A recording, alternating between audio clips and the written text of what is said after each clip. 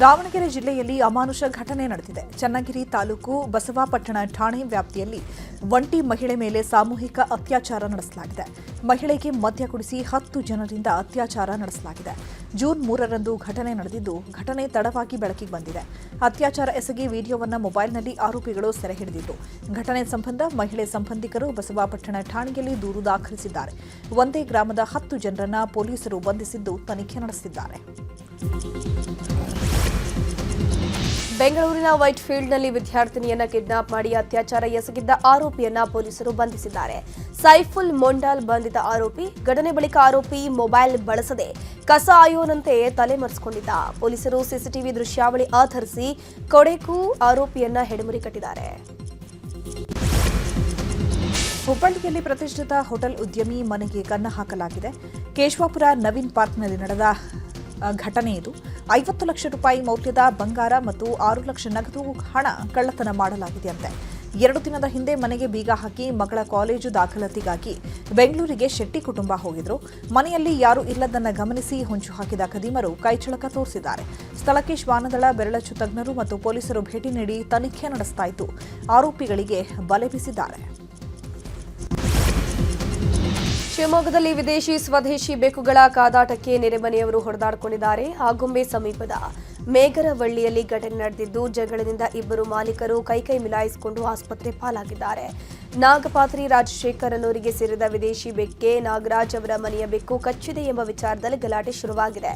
ಗಲಾಟೆ ಮಿತಿಮೀರಿ ಹೊಡೆದಾಡಿಕೊಂಡಿದ್ದು, ತೀರ್ಥಹಳ್ಳಿಯ ಜಿಎಸ್ಸಿ ಆಸ್ಪತ್ರೆಗೆ ದಾಖಲಾಗಿದ್ದಾರೆ. ಆಗುಂಬೆ ಪೊಲೀಸ್ ಠಾಣೆಯಲ್ಲಿ 2 ಪ್ರಕರಣಗಳು ಕೂಡ ದಾಖಲಾಗಿದೆ. ರಾಜ್ಯದಲ್ಲಿ ಮುಂಗಾರು ಅಬ್ಬರ ಜೋರಾಗಿದೆ. ಬೆಳಗಾವಿಯ ಬೈಲಹೊಂಗಲದಲ್ಲಿ ಭಾರೀ ಮಳೆಯಾಗಿದ್ದು 8 ಮನೆಗಳು ಧರೆಗೆ ಉರುಳಿವೆ. ಅದೃಷ್ಟವಶಾತ್ ಮನೆಯಲ್ಲಿದ್ದವರು ಬಚಾವಾಗಿದ್ದಾರೆ. ಬೈಲಹೊಂಗಲ ಪಟ್ಟಣದ ಕಲ್ಮಠ ಓಣಿಯಲ್ಲಿ ಘಟನೆ ನಡೆದಿರುವುದು. ಮನೆಯಲ್ಲಿದ್ದ ಆಹಾರ ಧಾನ್ಯ, ಬಟ್ಟೆ, ಪಾತ್ರೆ ನೀರು ಪಾಲಾಗಿದ್ದು ಜನರು ಬೀದಿಗೆ ಬಿದ್ದಿದ್ದಾರೆ. ನಗರಸಭೆ, ಸ್ಥಳೀಯ ಶಾಸಕರ ವಿರುದ್ಧ ಸಂತ್ರಸ್ತರು ಪ್ರತಿಭಟನೆಯನ್ನು ಮಾಡಿದ್ದಾರೆ. ಪೂರ್ತಿ ಎಲ್ಲ ಹಿಂದಿನ ನೀರೆಲ್ಲ ಪೂರ್ತಿ ಇಲ್ಲಿ ತನಕ ಬಂದೈತ್ರಿ. ಇಲ್ಲಿ ತನಕ ಬಂದ್ರ ಹಿಂಗ ನನ್ನ ಚಪ್ಪಲ್ ಅಂಗಡಿ ಐತ್ರಿ, ಫುಟ್ವೇರ್ ಶಾಪಿಂಗ್ ತೇಲ್ ಹೋಗೈತ್ರಿ. ಫ್ರಿಜ್ ಸಕ್ಕಡ್ ಹಿಡ್ದು ಎಲ್ಲ ನನ್ನ ಚಪ್ಪಲಿ ಏನು ಲಕ್ಷ ಗಂಟ್ಲೆ ಎಲ್ಲ ತೇಲ್ ಹೋಗೈತನ್ನ. ಆವದು ಎಲ್ಲ ಬರತ್ತವ್ ಚಪ್ಪಲ್ ಹಿಂಗ ಹಿಡ್ಕೋಕತ್ತಾವ ಹೋಗಿಗ ಎಲ್ಲ ತೇಲ್ ಹೋಗೈತನ್ನ. ತಿಂದೇನ ಅಂದ್ರ ಅನ್ನ ಎಲ್ಲ ಅಕ್ಕಿ ಬ್ಯಾಳೆ ಏನು ಬೇಕಾದ್ರೆಲ್ಲ ಅಂಗಡಿ ಬಂದು ನೋಡ್ಕೋರಿ. ಅಲ್ಲಿಂದ ಚಿಕ್ಕೋಡಿಯಲ್ಲಿ ಮಳೆಗಾಲ ಆರಂಭವಾದ ಹಿನ್ನೆಲೆ ತಾಲೂಕಿನಲ್ಲಿ ಸಂಭಾವ್ಯ ಪ್ರವಾಹ ಎದುರಿಸುವ ನಿಟ್ಟಿನಲ್ಲಿ ವಿವಿಧ ಇಲಾಖೆಗಳ ಅಧಿಕಾರಿಗಳ ಸಭೆಯನ್ನು ನಡೆಸಲಾಯಿತು.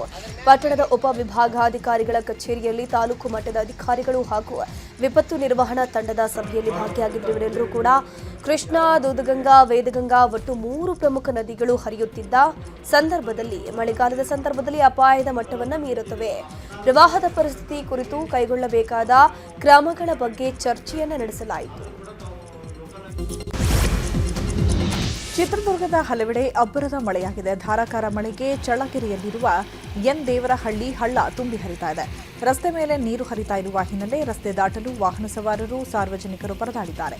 ಅಲ್ಲದೆ ನಿನ್ನೆ ಸಂಜೆ ಸುರಿದ ಮಳೆಯಿಂದ ಕೃಷಿ ಹೊಂಡ, ಚೆಕ್ ಡ್ಯಾಂ ಭರ್ತಿಯಾಗಿದೆ. ಹಾವೇರಿ ಜಿಲ್ಲೆಯ ರಟ್ಟಿಹಳ್ಳಿ ಭಾಗದಲ್ಲಿ ವರುಣನ ಅಬ್ಬರ ಜೋರಾಗಿದೆ. ಮಳೆಯಿಂದಾಗಿ ರಸ್ತೆಗಳಲ್ಲಿ ನೀರು ಹರಿದ ಪರಿಣಾಮ ಜನಜೀವನ ಅಸ್ತವ್ಯಸ್ತವಾಗಿದೆ. ಕೆಲವು ಕಡೆ ತಗ್ಗು ಪ್ರದೇಶಗಳಿಗೆ ನೀರು ನುಗ್ಗುವ ಭೀತಿ ಇದೆ.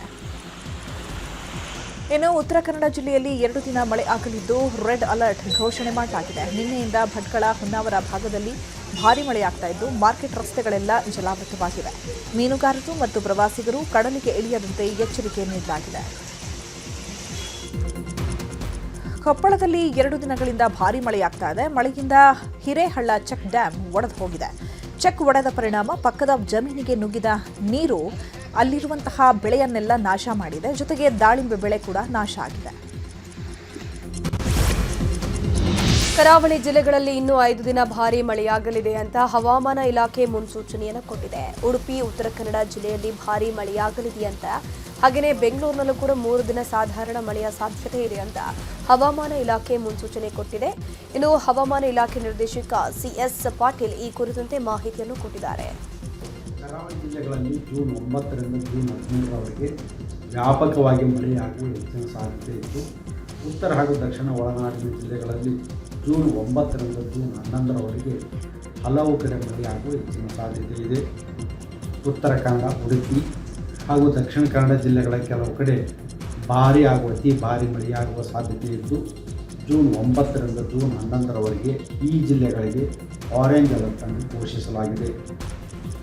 ಬೆಳಗಾವಿ, ಧಾರವಾಡ, ಹಾವೇರಿ, ಗದಗ, ಬೀದರ್, ಕಲಬುರಗಿ, ಯಾದಗಿರಿ, ಶಿವಮೊಗ್ಗ, ಚಿಕ್ಕಮಗಳೂರು, ಹಾಸನ ಹಾಗೂ ಕೊಡಗು ಜಿಲ್ಲೆಗಳ ಕೆಲವು ಕಡೆ ಭಾರೀ ಮಳೆಯಾಗುವ ಸಾಧ್ಯತೆ ಇದ್ದು, ಜೂನ್ 9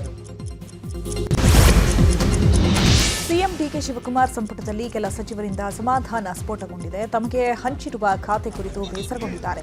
ಹೀಗಾಗಿ ಕಾಂಗ್ರೆಸ್ನಲ್ಲಿ ಖಾತೆ ಹಂಚಿಕೆ ಬಿಕ್ಕಟ್ಟು ತೀವ್ರಗೊಂಡಿದೆ. ದಿಲ್ಲಿಗೆ ತೆರಳಿರುವ ವರಿಷ್ಠರ ಭೇಟಿಗೆ ಸಚಿವ ಕೃಷ್ಣ ಭೈರೇಗೌಡ ಸರ್ಕಸ್ ನಡೆಸ್ತಾ ಇದ್ದಾರೆ. ಇವತ್ತು ರಣದೀಪ್ ಸಿಂಗ್ ಸುರ್ಜೇವಾಲಾ ಹಾಗೂ ರಾಹುಲ್ ಗಾಂಧಿ ಅವರನ್ನ ಭೇಟಿಯಾಗಿ ಚರ್ಚಿಸಲಿದ್ದಾರೆ. ಖಾತೆ ಹಂಚಿಕೆ ಕಗ್ಗಂಟು ಹಿನ್ನೆಲೆ ನಾಳೆ ಸಿಎಂ ಡಿಕೆ ಶಿವಕುಮಾರ್ ದೆಹಲಿಗೆ ತೆರಳುತ್ತಾ ಇದ್ದಾರೆ. ಸಚಿವರಿಂದ ಖಾತೆ ಕುರಿತು ಅಸಮಾಧಾನ ಕುರಿತು ಮಲ್ಲಿಕಾರ್ಜುನ ಖರ್ಗೆ, ಕೆಸಿ ವೇಣುಗೋಪಾಲ್ ಜೊತೆ ಮಾತುಕತೆ ನಡೆಸಲಿದ್ದಾರೆ. ಇದರ ಜೊತೆಗೆ ಬೆಂಗಳೂರು ನಗರಾಭಿವೃದ್ಧಿ, ಸಮಾಜ ಕಲ್ಯಾಣ ಇಲಾಖೆ ಕುರಿತು ಚರ್ಚೆ ನಡೆಸಲಿದ್ದಾರೆ. ರಾಮಲಿಂಗಾರೆಡ್ಡಿ ಬೆನ್ನಲ್ಲೇ ಈಗ ಖಾತೆ ವಿಚಾರವಾಗಿ ಕೆಎಚ್ ಮುನಿಯಪ್ಪ ಕೂಡ ಅಸಮಾಧಾನಗೊಂಡಿದ್ದಾರೆ. ತಮಗೆ ನೀಡಿರುವ ಆಹಾರ ಇಲಾಖೆಯ ಖಾತೆಯನ್ನು ಬದಲಿಸುವಂತೆ ರಾಹುಲ್ ಗಾಂಧಿಗೆ ಮನವಿ ಮಾಡಿದ್ದಾರೆ. ರಾಹುಲ್ ಗಾಂಧಿ ಬಳಿ ಸಮಾಜ ಕಲ್ಯಾಣ ಖಾತೆಗೆ ಡಿಮ್ಯಾಂಡ್ ಮಾಡಿದ್ದು, ಸಮುದಾಯದ ಕೆಲಸ ಮಾಡಬೇಕು ಅಂತ ಖಾತೆಗೆ ಬೇಡಿಕೆ ಇಟ್ಟಿದ್ದಾರೆ. ಸಂಪುಟ ವಿಸ್ತರಣೆ ವೇಳೆ ನೋಡೋಣ ಅಂತ ರಾಹುಲ್ ಗಾಂಧಿ ಹೇಳಿದ್ದಾರಂತೆ. ಕಾಂಗ್ರೆಸ್ನಲ್ಲಿ ಎರಡನೇ ಹಂತದ ಸಚಿವ ಸಂಪುಟ ವಿಸ್ತರಣೆಗೆ ಸರ್ಕಸ್ ನಡೀತಾ ಇದೆ. ಈ ಕುರಿತು ಶಿವಮೊಗ್ಗದಲ್ಲಿ ಮಾತನಾಡಿದ ಮಾಜಿ ಸಚಿವ ಮಧು ಬಂಗಾರಪ್ಪ, ಸಚಿವ ಸ್ಥಾನದ ಎರಡನೇ ಪಟ್ಟಿಗೆ ಬೇಡಿಕೆ ಇದ್ದೇ ಇರುತ್ತೆ. ಬೇಡಿಕೆ ಇರುವುದು ತಪ್ಪಲ್ಲ. ಸಚಿವ ಸ್ಥಾನ ಮುಂದುವರಿಕೆ ಬಗ್ಗೆ ಹೈಕಮಾಂಡ್ ತೀರ್ಮಾನ ಮಾಡುತ್ತೆ. ಹೈಕಮಾಂಡ್ ತೀರ್ಮಾನಕ್ಕೆ ನಾವೆಲ್ಲರೂ ಕೂಡ ಬದ್ಧರಾಗಿರಬೇಕು ಅಂತ ಹೇಳಿದರು.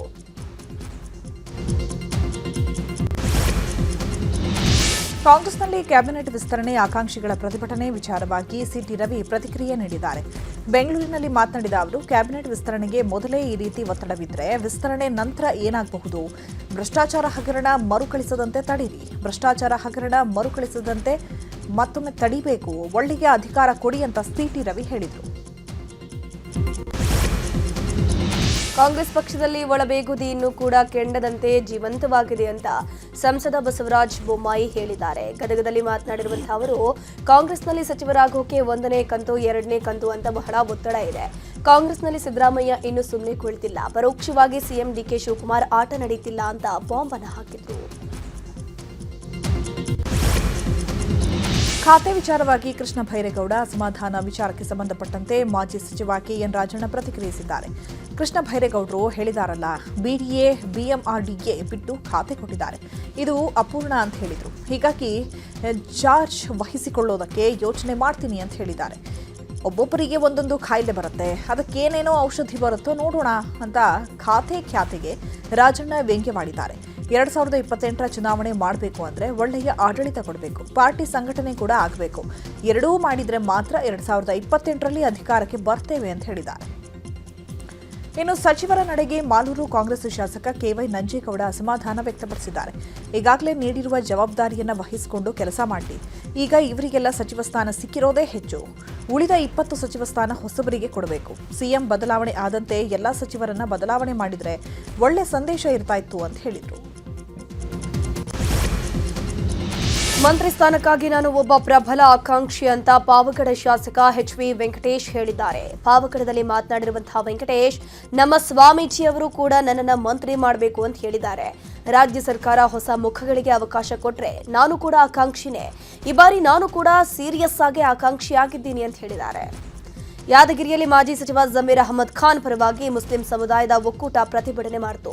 ಜಮೀರ್ಗೆ ಸಚಿವ ಸ್ಥಾನ ಹಾಗೂ ಡಿಸಿಎಂ ಸ್ಥಾನ ನೀಡುವಂತೆ ಆಗ್ರಹಿಸಿ ಪ್ರತಿಭಟನೆ ನಡೆಸಲಾಗಿದೆ. ಯಾದಗಿರಿ ನಗರದ ಗಾಂಧಿ ವೃತ್ತದಲ್ಲಿ ಪ್ರತಿಭಟನೆ ನಡೆಯಿತು. ಸಚಿವ ಸ್ಥಾನ ಕೊಡದಿದ್ರೆ ಮುಂಬರುವ ಚುನಾವಣೆಗಳಲ್ಲಿ ಅದರ ಪರಿಣಾಮವನ್ನು ಎದುರಿಸುವಂತಹ ಎಚ್ಚರಿಕೆಯನ್ನು ನೀಡಿದ್ದಾರೆ. ರಾಘವೇಂದ್ರ ಹಿಟ್ನಾಳ್ಗೆ ಮಂತ್ರಿ ಸ್ಥಾನ ನೀಡುವಂತೆ ಆಗ್ರಹಿಸಿ ಮಾಜಿ ಸಿಎಂ ಸಿದ್ದರಾಮಯ್ಯ ನಿವಾಸಕ್ಕೆ ಹಿಟ್ನಾಳ್ ಬೆಂಬಲಿಗರು ಮುತ್ತಿಗೆ ಹಾಕಿದ್ದಾರೆ. ಬೆಂಗಳೂರಿನ ಕಾವೇರಿ ನಿವಾಸದ ಮುಂಭಾಗ 500ಕ್ಕೂ ಹೆಚ್ಚು ಜನ ಜಮಾವಣೆಯಾಗಿ ಮುತ್ತಿಗೆ ಹಾಕಿದ್ದಾರೆ. ಈ ವೇಳೆ ಮನೆಯಿಂದ ಹೊರಬಂದ ಸಚಿವ ಡಾಕ್ಟರ್ ಯತೀಂದ್ರ ಸಿದ್ದರಾಮಯ್ಯ, ನಮ್ಮ ಅಪ್ಪ ಈಗ ಮುಖ್ಯಮಂತ್ರಿ ಅಲ್ಲ, ಆದರೂ ಅಪ್ಪ ನಾನು ಹಿಟ್ನಾಳ್ ಪರವಾಗಿ ಪ್ರಯತ್ನ ಮಾಡ್ತೀವಿ ಅಂತ ಹಿಟ್ನಾಳ್ ಬೆಂಬಲಿಗರಿಗೆ ಭರವಸೆ ನೀಡಿದರು.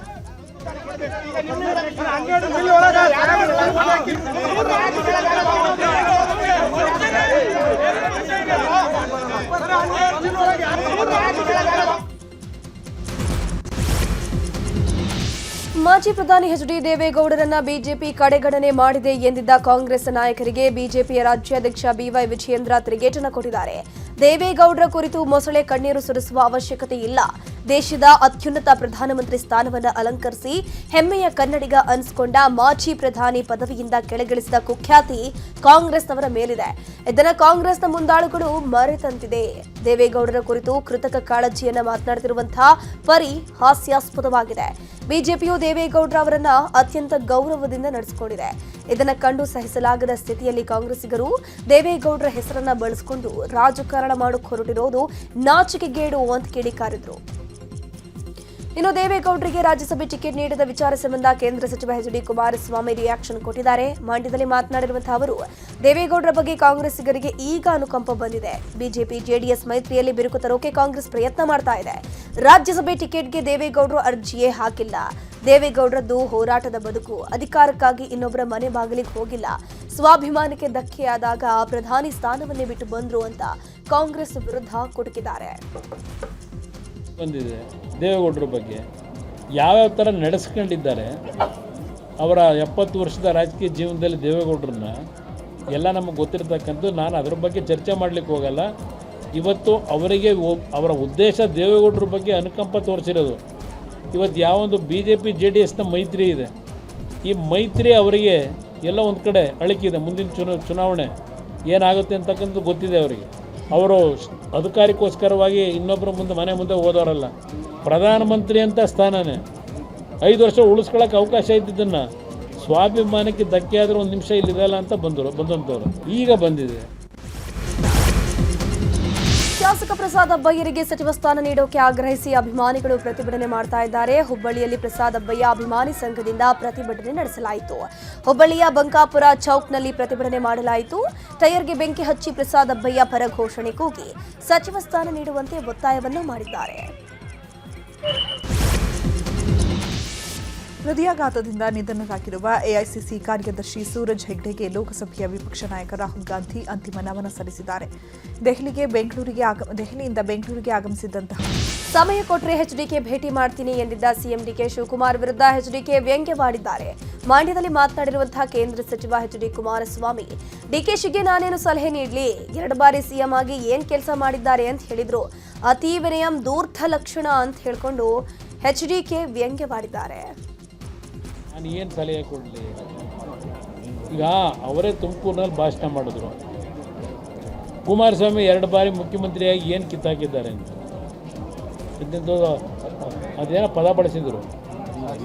ಏನು ಹರಿದವ್ರೆ ಅಂತ 2 ಬಾರಿ ಮುಖ್ಯಮಂತ್ರಿಯಾಗಿ ಹರಿದಿರೋದು ಏನು ಅಂತ ಅಂದರು. ಗದಗದ ಕೋಟು ಮಚ್ಚಗಿ ಗ್ರಾಮದಲ್ಲಿ ಕುಡಿಯೋ ನೀರಿನ ಸಮಸ್ಯೆ ಉಂಟಾಗಿತ್ತು. ಕುಡಿಯೋ ನೀರು ತರೋಕ್ ಹೋದ ವ್ಯಕ್ತಿ ವಿಂಡ್ ಫ್ಯಾನ್ ಅಳವಡಿಕೆಗಾಗಿ ಮಾಡಿದ್ದ ಹೊಂಡಕ್ಕೆ ಬಿದ್ದು ಮೃತಪಟ್ಟಿದ್ರು. ಈ ಬಗ್ಗೆ ನ್ಯೂಸ್ 18 ವರದಿಯನ್ನು ಪ್ರಸಾರ ಮಾಡಿತ್ತು. ವರದಿ ನೋಡಿ ಎಚ್ಚೆತ್ತ ಅಧಿಕಾರಿಗಳು ಗ್ರಾಮಕ್ಕೆ ಆಗಮಿಸಿ ಪರಿಶೀಲನೆ ನಡೆಸಿದ್ರು. ಈ ವೇಳೆ ಅಧಿಕಾರಿಗಳನ್ನು ಗ್ರಾಮಸ್ಥರು ತರಾಟೆಗೆ ತೆಗೆದುಕೊಂಡಿದ್ದಾರೆ. ಈ ವೇಳೆ ಗ್ರಾಮಸ್ಥರಿಗೆ ತಹಸೀಲ್ದಾರ್ ಶ್ರೀನಿವಾಸ ಮೂರ್ತಿ ಕುಲಕರ್ಣಿ ಪರಿಹಾರದ ಭರವಸೆಯನ್ನು ಕೊಟ್ಟಿದ್ದಾರೆ.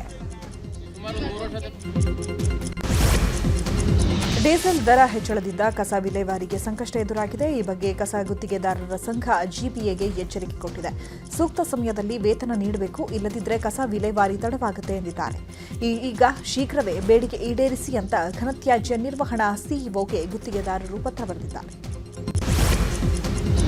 ಉಡುಪಿಯ ಮಣಿಪಾಲದ ಜ್ಞಾನಸುಧಾ ಕಾಲೇಜಿನಲ್ಲಿ ಮೂಲಭೂತ ಜೀವರಕ್ಷಣೆ ಹಾಗೂ ಸಿಪಿಆರ್ ಜಾಗೃತಿ ಮತ್ತು ತರಬೇತಿ ಶಿಬಿರ ಆಯೋಜನೆ ಮಾಡಲಾಗಿತ್ತು. ಫ್ಲಾವಾ ಫೌಂಡೇಶನ್ ವತಿಯಿಂದ ಸುಮಾರು 350 ಪಿಯುಸಿ ವಿದ್ಯಾರ್ಥಿಗಳಿಗೆ ತರಬೇತಿಯನ್ನು ನೀಡಲಾಯಿತು. ಹೃದಯಾಘಾತದ ಸಂದರ್ಭದಲ್ಲಿ ಮೊದಲ ಕೆಲ ನಿಮಿಷಗಳ ಮಹತ್ವ, ತುರ್ತು ಪರಿಸ್ಥಿತಿಯಲ್ಲಿ ಕೈಗೊಳ್ಳಬೇಕಾದ ಕ್ರಮಗಳ ಬಗ್ಗೆ ವಿವರಣೆಯನ್ನು ನೀಡಲಾಯಿತು. ಕಾರ್ಯಕ್ರಮದ ಮುಖ್ಯ ಅತಿಥಿಯಾಗಿ ಜ್ಞಾನಸುಧಾ ಶಿಕ್ಷಣ ಸಂಸ್ಥೆಗಳ ಅಧ್ಯಕ್ಷ ಡಾಕ್ಟರ್ ಸುಧಾಕರ ಶೆಟ್ಟಿ ಭಾಗಿಯಾಗಿದ್ದರು. ಪಾಕಿಸ್ತಾನ ಆಕ್ರಮಿತ ಕಾಶ್ಮೀರದಲ್ಲಿ ಕಳೆದ ಕೆಲವು ದಿನಗಳಿಂದ ನಡೀತಾ ಇರುವ ನಾಗರಿಕರ ಪ್ರತಿಭಟನೆ ತೀವ್ರ ಸ್ವರೂಪ ಪಡೆದುಕೊಂಡಿದೆ. ಪಾಕಿಸ್ತಾನಿ ಸೇನೆ ಹಾಗೂ ಸ್ಥಳೀಯ ಆಂದೋಲನಕಾರರ ನಡುವೆ ನಡೆದಿರುವ ಭೀಕರ ಘರ್ಷಣೆಯಲ್ಲಿ 30ಕ್ಕೂ ಅಧಿಕ ನಾಗರಿಕರು ಮೃತಪಟ್ಟಿದ್ದಾರೆ. 200ಕ್ಕೂ ಹೆಚ್ಚು ಜನ ಗಾಯಗೊಂಡಿದ್ದಾರೆ.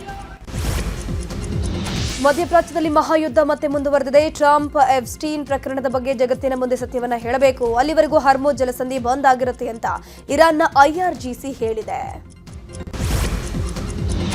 ಜಪಾನ್ ಬಳಿಕ ಭಾರತದ ಮಾವಿನ ಹಣ್ಣುಗಳ ಆಮದನ್ನು ನೇಪಾಳವೂ ತಾತ್ಕಾಲಿಕವಾಗಿ ನಿಷೇಧಿಸಿದೆ. ಆಹಾರ ಸುರಕ್ಷತಾ ಮಾನದಂಡಗಳನ್ನು ಕಟ್ಟುನಿಟ್ಟಾಗಿ ಜಾರಿಗೊಳಿಸುವ ಭಾಗವಾಗಿ ಈ ನಿರ್ಧಾರ ತೆಗೆದುಕೊಳ್ಳಲಾಗಿದೆ ಎಂದು ಅಲ್ಲಿನ ಅಧಿಕಾರಿಗಳು ತಿಳಿಸಿದ್ದಾರೆ.